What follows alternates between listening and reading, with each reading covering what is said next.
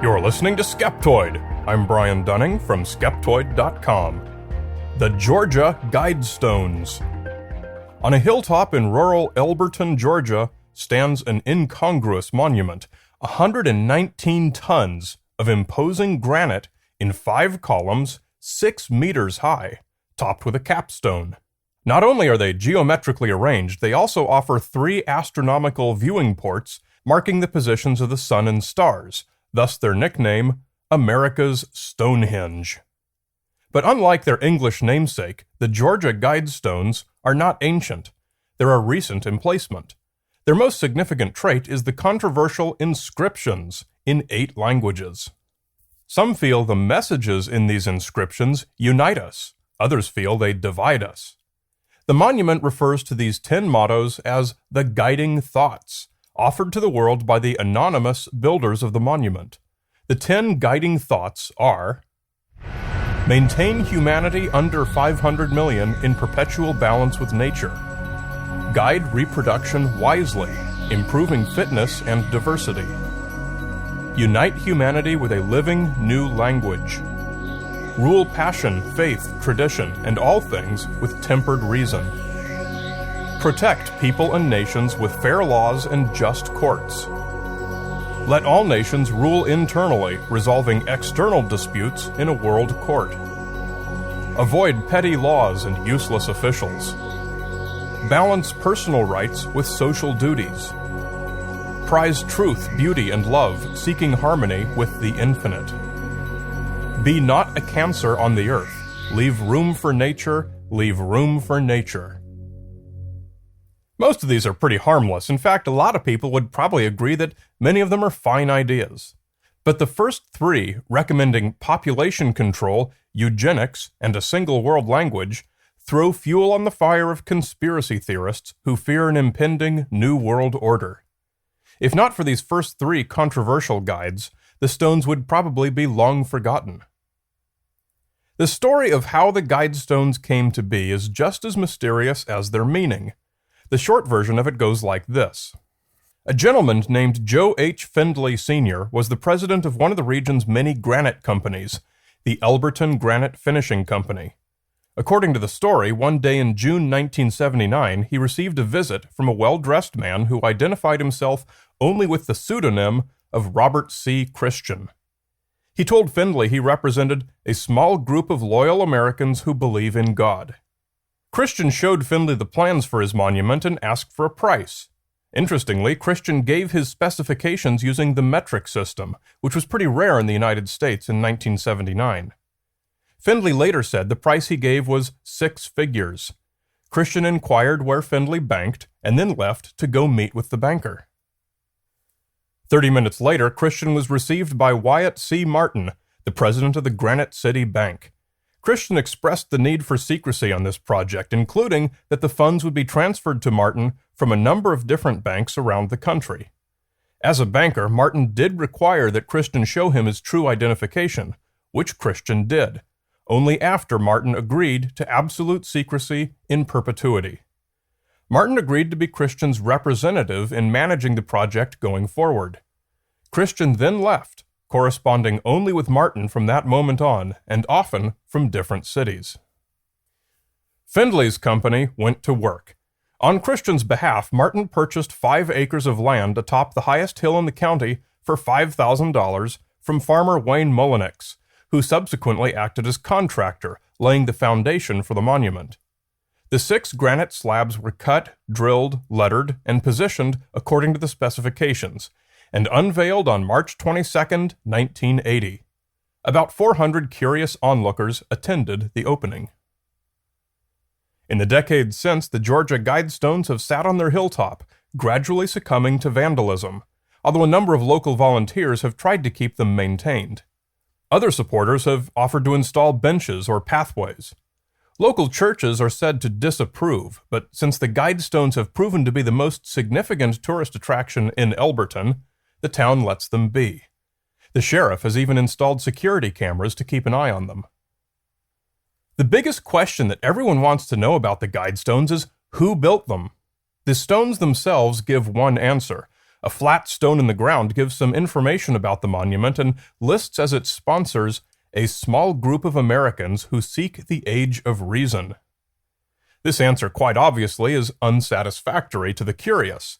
According to Christian, this was by design. He once said, "The group feels by having our identity remain secret, it will not distract from the monument and its meaning." I happen to think he was right on the money. If the monument was known to have been erected by a particular group, it would be easy to dismiss it as, oh, just more of that nonsense from so-and-so. The lack of a source lets the Guidestones stand on their own, and the mystery keeps people interested. The nomination of candidates is easily started. The most obvious name is that of Robert C. Christian himself. Was he actually the only person involved? Although Christian and Martin, the banker, corresponded quite regularly through the years and occasionally even met for dinner, Martin now says that he has not heard from him for some time and assumes he has passed away. Christian said he chose that particular pseudonym because he was a Christian. Some, most notably the conspiracy theorist Jay Weidner, have pointed out the similarities between the name R.C. Christian and that of the apocryphal founder of Rosicrucianism, Christian Rosenkreutz. But whoever Christian was, he was probably not an official representative of Rosicrucianism. Rosicrucian philosophies and mysticism are well documented and widely available, and they bear only minimal similarity to the guiding thoughts. L. Ron Hubbard has also been suggested as Christian's true identity, but this is an even worse fit. Martin and Findlay are indeed both real people, which is something that you do need to check out in stories like this. The late Mr. Findlay served as mayor of Elberton from 1980 through 1987, and Wyatt Martin is still alive. In fact, Wired magazine interviewed him in 2009. Could either Martin or Findlay been the real sponsor, or even colluded as co-sponsors and made up the alleged R.C. Christian? It's a possibility. Nobody else ever saw or spoke with Christian. Martin showed Wired's reporter a box of his correspondence with Christian, but would not allow the papers to be examined, citing his promise of secrecy. It's often noted that Findlay was a 32nd degree Freemason, and several of his top workers who participated in the Guidestones were also Freemasons in his same lodge. While this may be intriguing to conspiracy theorists, it is not useful evidence of anything at all. Since the Georgia Guidestones were a private enterprise, there are no public records of its financing trail, except the property purchase, which has been fully disclosed. Thus, if Martin and Findlay were indeed responsible, there is no evidence for it, and little likelihood of any evidence ever coming to light. There is, in fact, no reason that I could find to doubt the story as they've told it. The best argument I can think of to point the finger at Martin and Findlay is that they lived in Elberton, near the monument, and Elberton is an awfully strange place to erect a monument that you want to be seen by the whole world. Martin and Findlay, if they wanted to build such a monument, might well choose to do it locally. However, you could make this same argument wherever in the world the monument was built, citing whoever contracted its construction. This small fact is an inevitability of the circumstance. It's not evidence and does not suggest Martin and Findlay as the sponsors.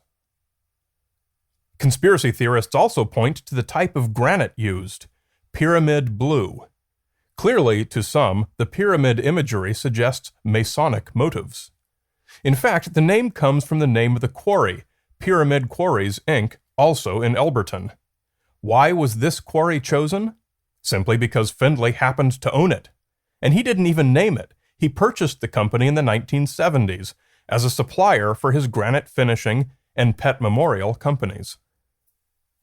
There's one more clue in the Georgia Guidestones that points conspiracy theorists to suspect an origin in some Zionist New World Order, and that's the 8 languages in which the guiding thoughts are inscribed. You might expect the 8 most common languages to have been used. You would be in error. The languages are English, Spanish, Swahili, Hindi, Hebrew, Arabic, Mandarin, and Russian. Missing from the top 8 are Bengali, Portuguese, Japanese, and German. Why are Hebrew, or Yiddish, and Swahili included? They're not even in the world's top 50 languages. Even if you're only considering languages spoken in the United States, the top 8 are still missing Cantonese, French, German, Tagalog, Vietnamese, and Italian. I'm not sure what the inclusion of Swahili tells us, but the inclusion of Hebrew suggests to conspiracy theorists that a Zionist New World Order is responsible for the Guidestones. This, of course, presumes the existence of a Zionist New World Order conspiracy, and it presumes that such a conspiracy would be usefully served by the erection of a random granite monument in the middle of nowhere in Georgia. Both presumptions strain credibility. I dispelled my own hypothesis that the true sponsor was merely a fan of 2001: A Space Odyssey, with a quick calculation showing the main stone's proportions as 1:4:10, just off from Clarke's squares of 1, 2, and 3. The facts of the Guidestones' history and construction is publicly available in great detail in a 50-page book published by the Elberton Granite Finishing Company called the Georgia Guidestones. It includes biographies of many of the principal workers and characters in the story, and dozens of photographs of the monument and its construction process. Anything you want to know about the Guidestones can be found in this book. Is the publication of this book evidence that Findlay was behind the whole thing? Not really, because there is another explanation that does not require such an assumption. The Guidestones were the most expensive project Findlay ever did, and by far the most famous. As such, they were the best possible advertisement for his company. What business would not leverage such a marketing opportunity? So again, Findlay's promotion of the Guidestones was merely an inevitability of the circumstance. In a world with free speech, there are going to be Georgia Guidestones, and all manner of similar exhibits. If you don't expect to find them outside the existence of a New World Order conspiracy, you're being unrealistic. There's no proof that the Guidestones are not evidence of a conspiracy, but they're also exactly consistent with what we'd expect to find without such a conspiracy.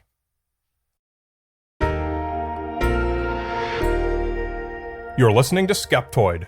I'm Brian Dunning from Skeptoid.com.